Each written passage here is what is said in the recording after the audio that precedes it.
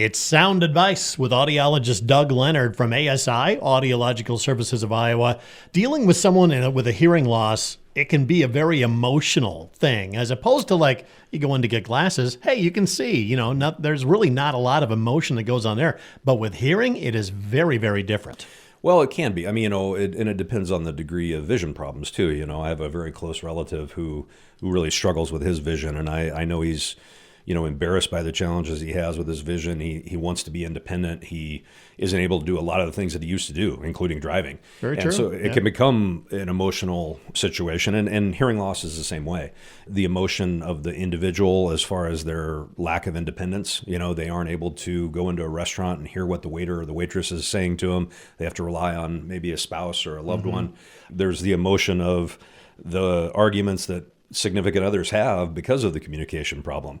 It can be frustrating for all parties involved. People can get angry. They can become resentful. When you aren't able to communicate well with your loved one, people tend to raise their voice a little bit, and then that puts a little edge on that communication. Yep. And that can lead to anger, resentment, from maybe the party that doesn't have the hearing loss, because they think, well, why aren't you treating your hearing loss? Or why aren't you doing something about your problem? And even the patient, maybe they do have hearing aids, but they have a severe hearing loss and they wear their hearing aids.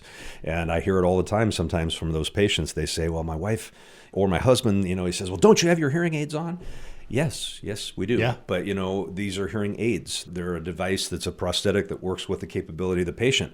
So it can lead to some really strong feelings. I can imagine you have run across just about everything in your 25 years here in Carroll. Very, very true. And honestly, I think, audiology programs would probably do wise to encourage their students or have their students not become counselors, obviously, but take some classes revolving around, how to deal with hurt feelings like that. Having some understanding of what they're going through. The good news is you get to see a lot on the other side too. When they work with their hearing aids and they realize how much they improve their communication, you get the better emotions coming out. Yeah, I mean, you don't want to dwell on the negative at all. I mean, we've certainly had I've had patients that give me a hug, because they're able to hear their grandkids. I have patients that are in tears because they're just able to hear better. Had a husband and wife just recently.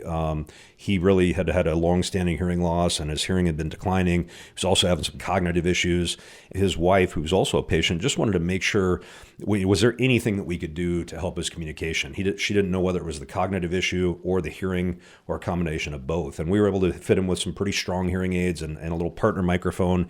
And she was so happy and overjoyed that he was able to hear her, that she was in tears. So there are positive emotions that can come out of it as well. Yeah, and there are solutions to problems. That's what we want to kind of drive home too. But all it starts with is with a conversation with you and getting your hearing screened. It does, finding out what the patient's needs are, what their problem is, how we can best help them. And to do that, they can call us in Carroll at 792-5933. Give them a call and start the process today and improve your communication in 2025. It's Audiological Services of Iowa.